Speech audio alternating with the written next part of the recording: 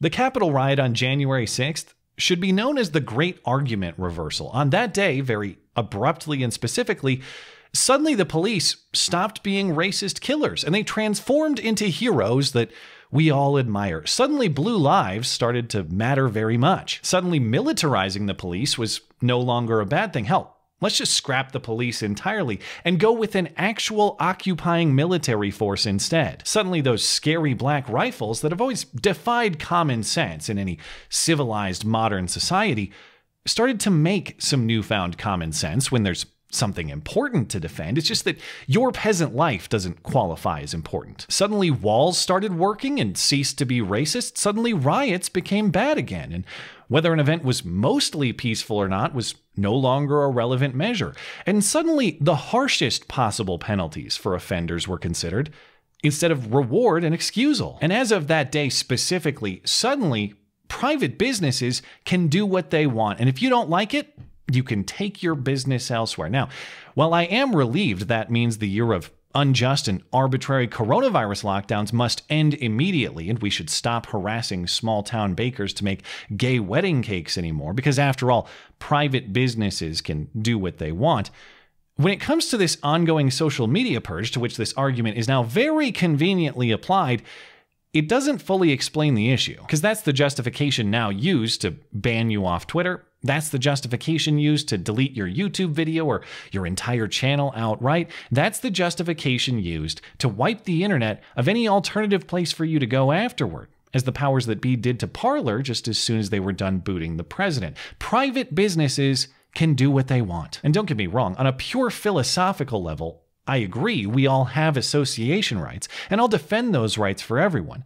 But association rights aren't all that's in play here. If we actually bother to listen to Parler instead of just believe what we're told about them, there's much more to consider. Per Parler's federal lawsuit against Amazon, after Amazon booted Parler from its servers and at least temporarily off the internet, there's breach of contract too. According to Amazon Web Services' contract with Parler, either party must give 30 days notice prior to contract termination. Amazon didn't even give Parler 30 hours. And that abrupt timing can't be coincidental. This all happened right after Twitter banned the president. Right after Parler was the #1 app in the country as a consequence. Right after Parler was poised to gain serious competitive advancement against Twitter. That's much more likely to be collusion than coincidence. So yeah, Amazon has an association right to work with Parler or not, but association rights don't include breach of contract. Association rights don't include anti-competitive collusion to stop others from freely associating the same. For its part, Parler is now back online on a limited basis with just a few messages up as proof of life.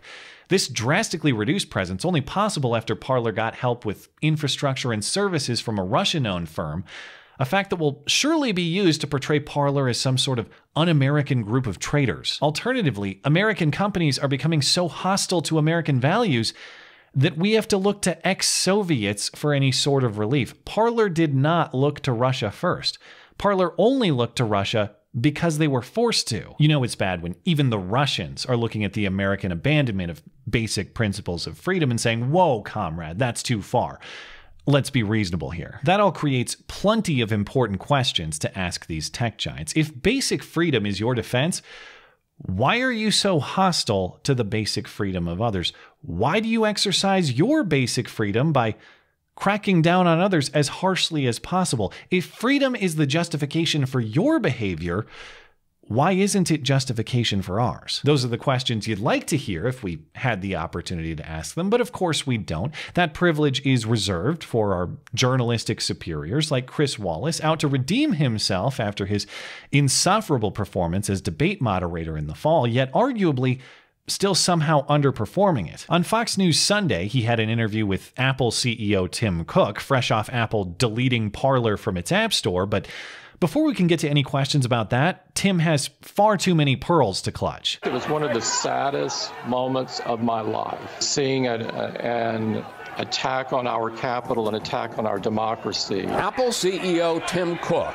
on the horror of watching rioters breach the U.S. Capitol last week. I felt like I was in some sort of alternate reality, to be honest with you, that this could not be happening. In what reality was this not happening? What reality do you live in?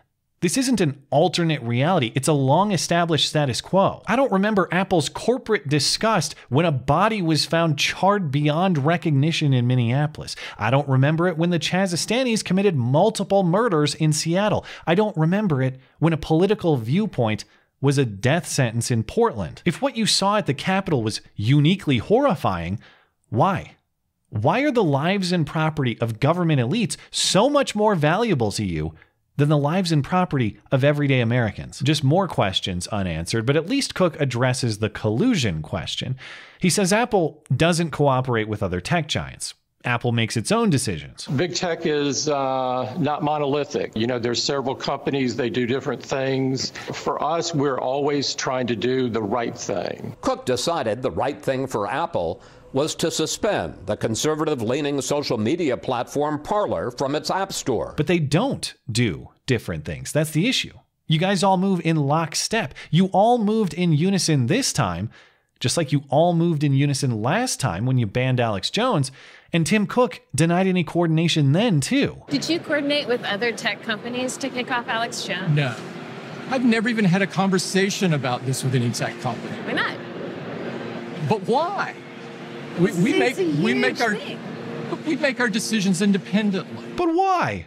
Why would we do that other than to maintain control in business, politics, culture, and every other avenue in which we wield dominance? And if you think that's too cynical, fine, but this highly coincidental non-collusion is now a pattern. How many more instances do we need to see before we doubt the coincidence? So, Tim, how exactly did Apple get to this supposed right thing totally independently? Tim says it's because Apple has a strict standard against the incitement of violence. How did you decide to balance free speech with objectionable content? We looked at the incitement to violence that was on there. And we don't consider that free speech and incitement to violence has an intersection. What are you talking about? Free speech and violence have countless intersections on Apple products. Apple's phones were undoubtedly used to coordinate the entire year's worth of riots and every other type of crime too. Apple's text messaging service is used to advocate and facilitate and organize and commit violence every single day. In this country, Apple's cameras recorded every minute of cities burning and police fleeing the scene, and all of the apps that Apple happily serves played a much larger role in organizing this specific horror that Tim Cook was so shocked to see. Researchers note the coordination of hundreds of thousands of users on Facebook before the Capitol raid. The same is true for ongoing coordination during the raid, according to newly published court documents. Facebook was the organizing tool of choice, not Parler. In fact, there is no known evidence that Parler had anything to do with coordination that day, but that's according to Parler in their lawsuit filing. You don't have to take Parler's word for it, though. How about the left-wing activists at Media Matters who tell Salon, quote, if you took Parler out of the equation, you would still almost certainly have what happened at the Capitol. If you took Facebook out of the equation before that, you would not. To me, when Apple and Google sent that letter to Parler, I was a little bit confused about why Facebook didn't get one. This statement from Media Matters CEO Angelo Corazon. Chris Wallace frames all of this as a takedown of violent extremism. In the aftermath, big tech companies scrambled to purge violent rhetoric. They didn't scramble to purge violent rhetoric.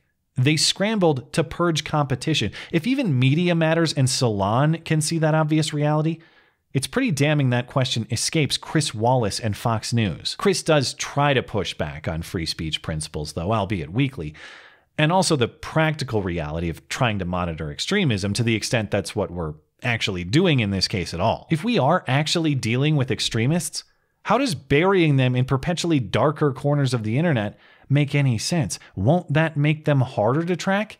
And won't that push them into the exact sort of resentful echo chambers that fuel extremism rather than alleviate it? What about the argument that by taking Parler off Apple, in addition to what other companies are doing, that you're just driving these people, these views further underground? Well, we've only suspended them, Chris. And so if they get their moderation together, they would be back on there. Notice the non-answer there. The question is, hey, Isn't burying people as undesirables a recipe for conflict? And the answer is no, not at all. They're welcome to come back as soon as they start helping us bury others. No, that wasn't the question. Answer the question. Is burying people a good thing or not? The question is, should you be burying?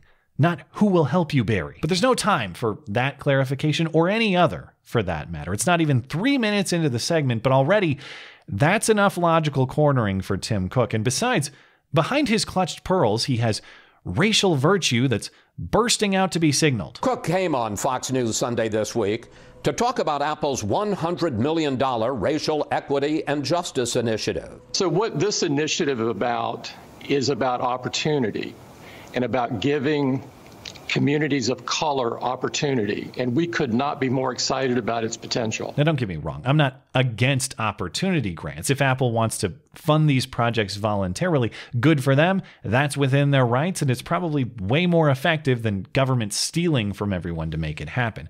Just notice the differential treatment and standards here. When you burn a city to the ground for the right cause, absolutely nobody gets banned. In fact, you get rewarded by Apple with a pile of cash and endless praise. But if you do even a fraction of that damage for the wrong cause, Apple will chase you through the furthest fringes of the internet to the deepest depths of hell. Politics and viewpoint are the only variables that explain Apple's differential treatment. The only difference between Apple cutting you a check and Apple cutting your throat is what your opinions are. But this time, just like every time, Tim Cook denies that. We don't take a political stand. We're not leaning one way or the other. You can tell that from the stuff on the App Store and in podcasts, etc. You'll see everything from very conservative to very liberal. Yeah, with the trend being very liberal to just slightly less liberal. But fine, Tim, prove us wrong.